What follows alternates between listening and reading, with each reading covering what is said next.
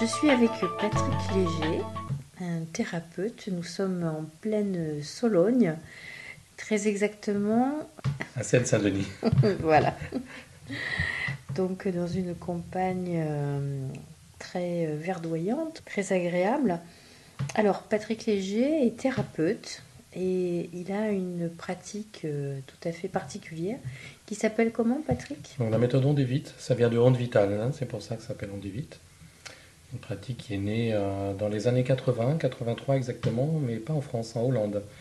Et c'est une méthode qui n'était pas connue en France, mais était très très très connue en Hollande et qui même depuis 2002 est reconnue par l'État en Hollande, hein, il faut le dire, et par les caisses d'assurance santé en Hollande. Voilà, mais c'est la Hollande, c'est pas la France.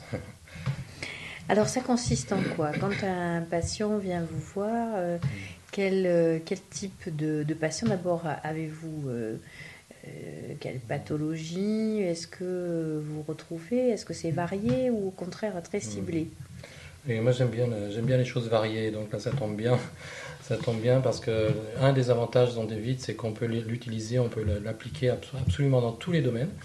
Alors il s'avère dans la pratique, dans la réalité, qu'il y a à peu près 6 à 7 personnes sur 10 qui viennent pour des problèmes de santé. Alors c'est vrai qu'au niveau de la santé, c'est extrêmement large, hein, tout ce qu'on peut faire avec cette méthode, mais on peut l'appliquer aussi pour des problèmes, par exemple relationnels, d'ordre privé ou d'ordre professionnel, ou pour notre relation à n'importe quoi, relation à notre travail, relation à l'argent, relation à la maison, relation à tout ce qu'on veut. Donc on peut presque dire que c'est illimité en fait, les Et applications. relation aussi avec la spiritualité, si on cherche Ben, quelque déjà, chose de particulier? alors c'est une question intéressante parce que à chaque fois qu'on va travailler avec une personne avec cette méthode-là, de toute façon, ça l'amène quelque part vers une vision qu'on va dire plus spirituelle, c'est-à-dire une vision où son esprit va être de plus en plus conscient.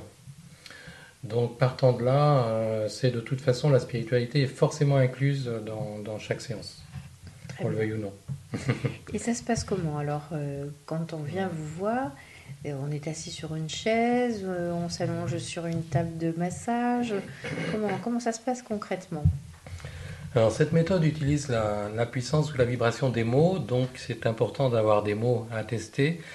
Et pour ça, eh bien, quand la personne arrive, déjà, il faut pouvoir, au moins la première fois, puisqu'il peut y en avoir plusieurs, c'est important déjà de discuter, de voir un peu à la fois pourquoi la personne vient, mais aussi qu'elle nous décrive un peu son environnement, de manière à tester tous les mots en rapport avec son environnement. Parce que dans cette méthode, si vous voulez, il y a trois angles d'attaque, si on peut parler ainsi. C'est-à-dire qu'on va pouvoir tester tous les noms qui représentent des choses très, très concrètes dans le corps. Par exemple, tous les noms, même y compris des moindres cellules, hein. Tout ce qui peut être nommé dans le corps peut être testé. Donc ça, c'est une première porte d'entrée. Ensuite, il y a tous les ressentis, par exemple émotionnels ou des situations dans le passé qui ont déclenché des émotions ou des ressentis qui peuvent être à l'origine d'une somatisation et donc d'un problème corporel. Et puis également tout l'environnement, c'est-à-dire en particulier les êtres ou les personnes qui vivent sous le même toit, et y compris même des personnes décédées qu'on a connues et qui continuent à avoir une influence ou une influence sur nous. Voilà. Donc c'est tous ces mots qu'on va tester. Donc dans une séance, eh bien, c'est important déjà de commencer à noter des mots sur des petites cartes spécialement dessinées. Ensuite, une fois qu'on a discuté avec la personne et qu'on a écrit ces mots, eh bien, la personne va s'allonger sur une table et on pose ces mots avec un aimant par-dessus. Et on va faire un test kinésiologique tout simple, hein. On fait un test musculaire, une fois avec le mot et une fois sans. Et quand on enlève le mot, si la personne devient faible, ça veut dire qu'elle a besoin de ce mot, de l'énergie de ce mot, pour compenser un problème qu'elle a avec ce mot-là ou ce qu'il représente pour elle. Donc si elle en a besoin, on lui remet sous l'aimant pour faire circuler l'énergie là où elle est bloquée. Et à la fin de la séance, alors on continue pendant ce temps à tester d'autres mots, hein, et à la fin de la séance, c'est là où c'est un petit peu magique, on fabrique à ce moment-là des flacons d'eau salée, c'est que de l'eau salée, hein, je précise, qui est donc informée ou énergétisée avec les vibrations des mots qu'on a trouvés pendant la séance, les mots dont la personne a besoin pour qu'elle puisse continuer chez elle le travail qu'on a commencé ensemble. Voilà. Donc la personne repart avec ses flacons d'eau salée. Et qui sont à utiliser de quelle façon alors? À quel rythme Donc, et comment les utiliser? ben, en général, le plus souvent, c'est 3 fois par jour. C'est par voie orale, hein, donc on prend quelques gouttes sous la langue, ou en tout cas dans la bouche. Quelques gouttes le matin, milieu de journée, soir, et puis voilà. Donc il peut y avoir un flacon, 2 flacons, 3 flacons, jusqu'à un maximum 8 flacons. Bon, il y a des thérapeutes parfois qui vont encore plus loin. Personnellement, je m'arrête à 8 flacons maximum. Bon, en 20 ans de pratique, j'ai eu une ou deux exceptions. Une fois, j'étais allé à 13 flacons, mais c'est beaucoup trop en fait. Il vaudrait mieux réserver certains flacons et certains mots pour une séance ultérieure. Donc cette méthode que vous avez et que vous appliquez, quel est votre parcours qui vous a amené jusqu'à aujourd'hui avec cette pratique? Mm. Ben, avant, en fait, je me suis mis à mon compte en 1991. J'étais psychothérapeute et relaxologue à ce moment-là.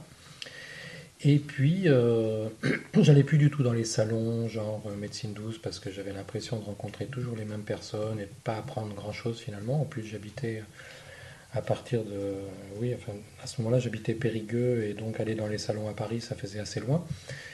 Et puis un jour, j'ai entendu parler d'un certain Régis Dutheil, vous savez, celui qui a écrit L'homme super lumineux ou La médecine super lumineuse, qui donnait une conférence dans un salon à Paris. Et là, j'ai dit, ce gars-là, il faut absolument que je rencontre, parce que j'avais lu des choses qui m'avaient particulièrement étonné. Je vais donner un exemple. Il disait dans un de ses livres que dans le monde de l'esprit, l'effet vient avant la cause. Alors j'ai dit, mais c'est pas possible, je comprends pas ce qu'il raconte, et j'avais vraiment envie de le rencontrer. Ça me parlait quelque part, mais je comprenais pas. Et donc, je suis allé dans un salon à Paris, et sa conférence était prévue à 14 heures. Je suis arrivé pile à 14 heures et j'ai dit voilà, je viens pour la conférence de Régis Dutheil. Et là, on m'a répondu désolé, il est décédé depuis 15 jours. Ah, Et donc, j'ai dit je n'ai pas fait le déplacement pour rien. Donc, il y a un salon, je vais voir ce qu'il y a à l'intérieur. Et ça faisait à peine 2 minutes que j'étais rentré, que j'ai rencontré mes anciens formateurs en psychothérapie et en relaxation, qui s'appellent Yves et Janine Repars, et qui m'ont dit ah bah ça tombe bien que tu sois là, on va te faire rencontrer quelqu'un, on est sûr que le courant va bien passer. Et ils m'ont présenté à ce moment-là le créateur de cette méthode qui s'appelle Claude Onillon, qui cette année-là avait un stand B12 comme la vitamine, je m'en souviens encore. Je suis allé me rejoindre sur le stand B12. Et donc j'ai discuté avec lui pendant une demi-heure, je l'interrompais toutes les 3 minutes parce que je ne comprenais pas grand-chose à ce qu'il me racontait. Et puis au bout d'une demi-heure, eh bien, je lui ai dit, je suis très sceptique, mais j'ai envie d'essayer. J'ai essayé. Et 15 jours après, il y a eu une formation et j'étais de ceux-là parce que ça m'avait vraiment convaincu. Voilà. et donc il exerce toujours, il enseigne toujours. Alors, Claude Onillon aujourd'hui a 71 ans, bientôt 72. Donc il a pris sa retraite, il mène une belle vie. Il est revenu en France puisqu'il habitait en Hollande depuis son très jeune âge. Il est revenu en France à sa retraite. Et puis là, bah, il voyage beaucoup avec sa femme, à l'île Maurice, etc. Et donc, non, on ne peut pas dire qu'il pratique. Par contre, quand il y a des formations longues de thérapeutes, des formations professionnelles, la toute dernière semaine, le tout dernier module, c'est lui qui le donne encore. D'accord. Donc vous êtes nombreux sur la France à pratiquer cette méthode? C'est encore très très peu connu en France. Il y a très peu de thérapeutes en France. Sur 80 à avoir été formés, il y a à peu près entre 10 et 15 qui pratiquent d'une manière professionnelle, régulière et déclarée. Donc vraiment, c'est très très peu pour un pays comme la France. Et c'est dommage parce qu'il y a plein de grandes villes en France où il n'y a pas un seul thérapeute, on évite. Et quand je vois tout ce qu'on peut faire avec cette pratique, moi, je trouve dommage qu'il n'y ait pas. C'est pour ça que je me suis moi-même déplacé dans beaucoup de villes, dans tous les coins de la France. Je suis allé aussi bien à Lille, à Lorient, à Mulhouse, à Toulouse, à Bordeaux, à Lyon, etc. Et à Paris pour donner des conférences, pour faire connaître cette méthode. Parce que c'est vrai que moi, au bout de 4 ans de pratique, j'ai eu tellement de résultats qui dépassaient mes espérances et celles de mes clients que j'ai demandé à l'enseigner. Et donc, je trouve vraiment dommage qu'il n'y ait pas plus de thérapeutes en France. Mhm. Alors qu'en Hollande, c'est tellement connu là-bas. Il y a des provinces en Hollande comme le Limbourg où on ne peut pas rencontrer quelqu'un dans la rue qui ne connaisse pas la méthode Ondévite, quoi. D'accord. Alors un cas concret de réussite vraiment probant qui pourrait parler à nos auditeurs, quelque chose d'assez... Oui, j'ai des cas concrets, j'en ai des quantités, parce qu'évidemment, en 20 ans de pratique, hein, on en voit de toutes sortes, et de toutes les couleurs, et des gens de tous les âges, et des hommes et des femmes, et même des bébés. J'ai eu un bébé de 3 semaines, hein, déjà traité, donc on peut traiter tous les âges. Et bah oui, des exemples, c'est par exemple une personne qui a un problème de thyroïde mais qui n'est pas encore sous l'évothyrox. Eh bien, on peut effectivement, j'ai eu comme ça plusieurs personnes pour qui, en 2 ou 3 séances, le problème de thyroïde a été réglé, il n'y a pas eu besoin d'opération. Ou par exemple aussi pour des kystes, j'ai reçu plusieurs femmes qui avaient des kystes à l'ovaire qui étaient gros comme des pamplemousses, quand même assez important. Et à partir du moment où avec cette méthode on touche à la cause du problème, eh ben, le problème disparaît et en plus il ne revient plus. Donc ça c'est génial. Alors vous êtes certainement de ceux qui pensent que les mots ont une raison, alors qu'elle soit psychologique ou d'un autre effet. Rien n'est perdu quand on a quelque part quelque chose. C'est peut-être aussi un signe du corps qui dit que quelque chose ne fonctionne pas. Oui, là on parle des mots MAUX. Oui, Et effectivement, les mots nous disent quelque chose. C'est-à-dire, c'est un peu comme quand on est au volant de notre voiture, s'il y a un voyant qui s'allume, c'est pour nous dire quelque chose. Voilà. Et la maladie, on peut la voir de plusieurs manières, mais on peut la voir effectivement comme un signal qu'il faut s'occuper de nous, de notre corps et de notre esprit, parce que souvent la naissance des maladies, c'est dans l'esprit et dans les émotions. Et on peut voir aussi la maladie comme une façon qu'a le corps de nous préserver, de nous protéger. C'est-à-dire que s'il n'y avait pas la maladie, parfois on serait mort tout de suite. Voilà. Et donc la maladie, c'est un peu un temps qui nous est donné justement pour, euh, pour s'occuper de nous, pour arriver soit à comprendre l'origine du problème ou en tout cas à faire quelque chose. Moi, je suis de ceux qui croient, qui a la croyance qu'il y a toujours une solution au problème. Après, le tout, c'est de la trouver. Mais chaque problème a sa solution. Moi, en tout début, quand j'étais vraiment jeune, ma toute première profession, puisque je n'ai pas toujours été thérapeute, ma première profession, j'étais électronicien et je réparais des machines, des périphériques d'ordinateur, souvent à l'aérospatiale ou chez Renault ou chez la météo ou peu importe les clients. Et j'avais la croyance que j'allais trouver la panne. J'allais toujours trouver la panne parce qu'il n'y a pas de raison. S'il y a un problème, il y a toujours la solution. Mais j'ai toujours gardé cet état d'esprit pour l'être humain. Et donc je suis là non seulement pour peut-être trouver la cause du problème, mais surtout, avant tout, pour que la personne elle-même trouve. Parce que la personne elle-même, si par bonheur elle trouve, comme Eureka dans sa baignoire, euh, elle trouve la solution, ben, en général c'est gagné. oui, c'est-à-dire que si quand vous trouvez avec le mot qui est sensible, ça peut percuter chez le patient. Oui, Et du coup, ça lui permet de travailler sur son problème, sur cette problématique voilà. qu'il ne pensait pas être à l'origine, bien sûr, de son mal. Ça, c'est souvent, on est très, très innocent là-dessus. Oui, tout à fait. Tout à fait, il y a beaucoup de, comment on peut dire, de liens qu'on peut faire parfois entre les mots qu'on trouve et les mots MAUX du corps auxquels on n'aurait jamais pensé. Parfois, il nous semble complètement illogique dans notre petite logique à nous. Hein. C'est important de garder une certaine humilité par rapport à ça. Et parfois, quand je trouve des mots et je dis à la personne, tiens, ce mot-là, il est faible pour vous, il pose problème, et la personne me demande, mais pourquoi ce mot est faible? Je lui dis, écoutez, c'est vous qui savez, c'est vous qui savez, c'est peut-être vous qui allez méditer sur la question, qui allez trouver pourquoi ce mot-là est important pour vous. Alors, évidemment, comme dans d'autres thérapies, on va travailler à différents...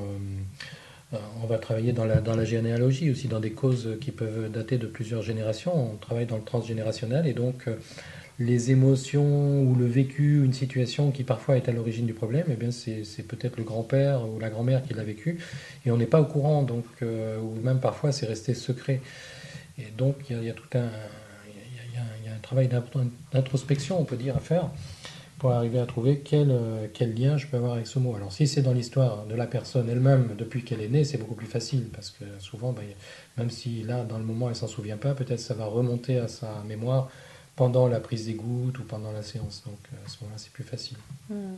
Et si ça remonte sur des générations antérieures, donc qui ont subi des guerres, l'histoire familiale n'a peut-être pas porté justement l'histoire comme il faut et pour dénouer tout ça, comment vous y prenez-vous? Hum. C'est à chaque fois qu'on vit un traumatisme, quel qu'il soit, ou même une simple perturbation dans notre vie de tous les jours, euh, notre esprit, au moment de la douleur, est focalisé sur un objet ou sur quelque chose ou sur quelqu'un. Et c'est cet objet ou ce quelque chose ou ce quelqu'un qui va, enfin, c'est le nom de cette personne ou de cet objet qui va être connoté négativement dans l'esprit de la personne et qui va, à chaque fois qu'on va comment dire, lire ou dire ou entendre le mot qui représente cette chose, eh bien ça va en rajouter une couche jusqu'au jour où il peut y avoir une douleur, où il peut y avoir même parfois une phrase qu'on entend, il y a un mot comme par hasard qu'on n'a pas entendu, c'est celui-là. La communication, quand elle est complètement coupée, c'est ce qui se passe. Et ce que je veux dire surtout, c'est que quand on a comme ça une émotion forte, genre traumatisme, eh bien, c'est pas forcément la personne elle-même qui va somatiser, mais parfois ce sont ses enfants. Quand elle va avoir des enfants, ces enfants portent cette mémoire dans leurs cellules. Et ce sont eux qui vont somatiser. On le voit ça par exemple, je vais vous donner juste un exemple, le cas d'énurésie. Bon, la plupart des auditeurs ne savent pas forcément que l'énurésie c'est lié à une mémoire de manque de père. Mais quand il y a eu une mémoire de manque de père, eh bien l'enfant fait pipi au lit, parfois jusqu'à très tard, jusqu'à des âges assez avancés. Et je connais un cas qui m'est proche d'ailleurs, d'un homme, d'un enfant qui n'a jamais manqué de son père, que je connais très bien.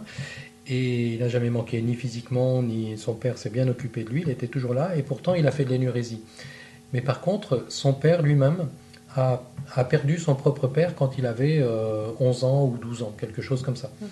Donc cette mémoire-là, elle est restée ancrée, et quand il a eu son fils, eh bien, c'est son fils qui a somatisé. Donc voilà un petit peu comment ça peut se transmettre. J'ai beaucoup le cas dans des kystes. J'ai reçu énormément de personnes avec des kystes, et très souvent, au moins 3 fois sur 4, il y a des mémoires du genre petit jumeau mort avant la naissance. Et ces mémoires-là, c'est pas forcément la personne qui l'a vécu, mais elle les porte en elle parce que voilà, c'est ses grands-parents et après ses parents, et puis voilà, lui ont transmis. Et oui, et donc ça c'est insoupçonnable pour nous et même, je dirais, dans un discours quotidien, c'est assez étonnant de l'entendre évoquer. Oui, tout à fait. Y a-t-il des choses encore autres sur des générations passées qui se transmettent comme ça? Donc on a vu les kystes, des choses courantes comme ça encore? Mais beaucoup, parce que pour les personnes qui connaissent un petit peu le décodage dit décodage biologique, on sait par exemple qu'un infarctus du myocarde est lié à une mémoire de perte de territoire. Eh bien, ces choses-là, c'est pareil. Ça peut être aussi bien le grand-père qui a vécu une situation comme une perte de territoire. Je sais pas, sans forcément qu'il a été expulsé de sa maison ou qu'au sens propre, il a été exproprié. Euh, il peut avoir vécu n'importe quelle situation comme une perte de territoire. Vous savez que dans la nature, il y a un seul animal qui fait un infarctus du myocarde, à part l'être humain, c'est le cerf. Et le cerf, il fait un infarctus du myocarde à un moment bien précis. C'est quand le cerf, il a toute sa horde de biches et il se bat pour la première fois contre un jeune cerf, il perd le combat. Et là, donc, il perd aussi sa horde de biches. Et donc, il le vit comme une perte de territoire et il fait un infarctus et il meurt très peu de temps après. Voilà, c'est comme ça qu'on est arrivé à décoder un petit peu ce qui se passait chez l'être humain, c'est en observant ce qui se passe aussi chez les autres êtres vivants. Et, et donc, toutes ces mémoires-là, que ce soit pour une perte de territoire ou que ce soit un marquage de territoire, à ce moment-là, on est plus dans la vessie ou dans les bronches, c'est pareil, ça peut dater de plusieurs générations. Donc, il y a énormément de choses qui peuvent prendre leur source dans les générations d'avant. Mais en général, on vit des situations dans cette vie-ci qui vont reproduire, qui vont en rajouter une couche, qui vont reproduire des mémoires qu'on traîne de plusieurs générations. Et donc, dans cette méthode que vous pratiquez, vous débarrassez ce genre de mémoire. Une fois on est passé entre vos mains, il y a des choses qui se sont déblayées. Oui, c'est fait pour ça. C'est fait pour ça. C'est-à-dire que, en fait, un mot, un mot ou une phrase, mais en général on travaille avec des mots. Un mot. Par exemple, je vais prendre un mot au hasard, le mot mer. C'est un mot au hasard, c'est un grand hasard. Est-ce un hasard? Voilà. Bon, bien, ce mot-là, il peut être relié, par exemple, pour nous, il peut être relié à, je sais pas, un apport de nourriture, il peut être relié à une protection, il peut être relié à des choses positives. Il peut être relié aussi à un abandon, si j'ai vécu le lien avec ma mère comme un abandon. Il peut être relié comme une séparation. Il peut être lié, ce mot mère, je sais pas, à un trop d'autorité ou à un manque ou à une absence de mère, etc., etc. Et donc, ce mot-là étant connoté négativement dans mon esprit, il y a un manque de communication entre le corps et l'esprit en rapport avec ce mot-là. Et à chaque fois que je suis en relation d'une manière directe ou indirecte avec quelque chose qui représente la mer, eh bien, ça va rajouter une couche jusqu'au moment où je vais soit ressentir un malaise, ou je vais être malade, ou bien quand quelqu'un qui représente ma mère en face de moi, eh bien, je vais avoir un problème relationnel, etc., etc.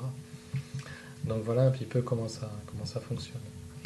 Alors pour les auditeurs qui ne connaissent pas, il existe des livres qui permettent, alors je ne sais pas si vous êtes d'accord pour ce genre de lecture, il existe des livres qui permettent un petit peu d'avoir un éclairage sur nos douleurs.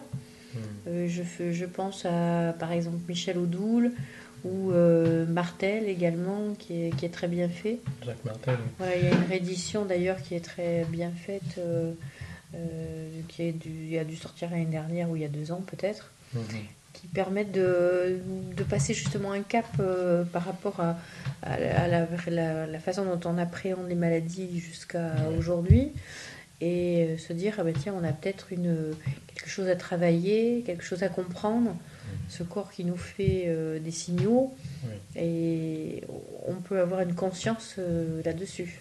Oui, en même temps, bon, on pourrait citer d'autres livres. Moi, j'aime beaucoup les livres de Gérard Attias ou de Christian Flech sur le décodage biologique ou sur la méthode Hammer ou d'autres qui sont très bien. On peut être conscient de toutes les origines du problème sans que le problème soit résolu. Et j'ai reçu parfois des personnes qui sont venues me voir et qui avaient fait soit une psychanalyse ou qui est allé voir effectivement quelqu'un qui pratique le décodage biologique et qui connaissait les origines de leur problème. Mais le problème était toujours là. Donc ça ne suffit pas. Il faut envoyer comme une sorte d'impulsion énergétique par rapport au mot qui représente la chose, qui représente le problème. Hein, je dis le mot qui représente le problème parce que c'est un peu comme en homéopathie, c'est la loi des similaires. Si par exemple on a été traumatisé par la guerre, c'est le mot guerre qui va être guérisseur. Hein. Ah, oui. Donc ça c'est important de le savoir parce qu'il y a des gens qui ont vulgarisé par exemple la mémoire de l'eau, des gens très bien, hein, comme le japonais Masaru Emoto qui a écrit des bouquins géniaux là-dessus. Mais lui, il dit que, par exemple, amour ou des mots comme lumière ou gratitude, ce sont des mots qui, qui vont avoir une influence très positive. Et quand il a fait des expériences avec la cristallisation de l'eau, et il donne des cristaux très homogènes, très beaux, très harmonieux, alors qu'avec des mots considérés comme négatifs, c'est pas du tout le cas. Mais il parle pas du tout de cet aspect-là, et avec la méthode Ondevite, on travaille qu'avec ça, c'est-à-dire que c'est le mot qui pose problème qui va être le mot guérisseur. Hein, donc c'est un mot qui souvent pourrait apparaître comme disharmonieux. Mais justement, c'est celui-là qui va nous permettre de dépasser le barrage. D'accord. Donc, je pourrais donner des quantités d'exemples. Mais en général, on va dire dans 3 quarts des cas, les personnes, quand on leur dit les mots qui sont sortis lors du test, les personnes ne sont pas étonnées. Mais il y a des cas où les personnes sont très étonnées. Et à la limite, même moi, je suis étonné. Parce que ça remet en cause ma logique. Ma logique avec le fameux cerveau gauche, le cerveau de la logique, de l'analyse, il est remis en question. Je vous donne un exemple. Une fois, il y a assez longtemps de ça, j'avais connu une personne en Écosse qui habitait à Paris et qui s'était fait opérer de la thyroïde 1 an auparavant. Et depuis son opération, elle était toujours fatiguée. Donc, en enlevant la thyroïde, évidemment, il touche les parathyroïdes. Donc, son taux de calcium avait énormément chuté. Et depuis 1 an, donc, elle était toujours très fatiguée. Et son taux de calcium était également très bas. Alors elle avait aussi un problème de vitamine D. Alors je ne sais pas si ce problème de vitamine D était survenu après son opération. Toujours est-il qu'il y avait aussi un problème de vitamine D qui n'aidait évidemment pas pour le calcium. Et donc elle est venue me voir et tout ce que je testais était presque en contradiction avec ce que je pensais trouver. Parce que par exemple, je teste le mot thyroïde, mais non, il n'y a pas de problème, c'est le mot thymus qui sort.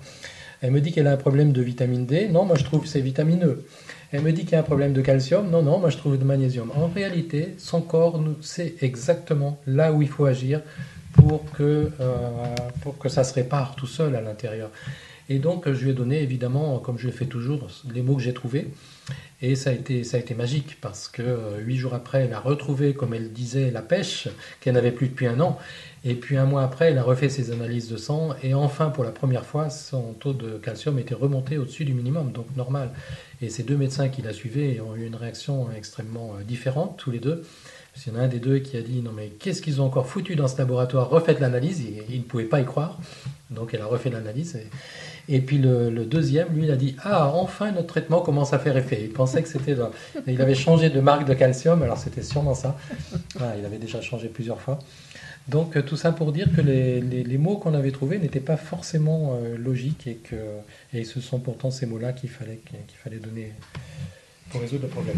Alors en conclusion, ce qui est quand même magique, c'est que on a un corps qui donne des signaux d'alarme pour nous faire prendre conscience de quelque chose, mais il a aussi la réponse pour guérir, pour aller mieux. Tout à fait. Donc c'est quand même un très bon outil. Tout à fait. Et le corps et l'esprit réunis, ça peut faire vraiment des choses très lumineuses. Eh bien, Patrick Léger, merci beaucoup pour cet éclairage sur cette méthode. On sera certainement amené à rediscuter ensemble puisque vous venez quelquefois sur le bassin d'Arcachon. Et donc, c'est avec plaisir qu'on vous accueillera pour une nouvelle interview. Le plaisir est pour moi. Merci beaucoup.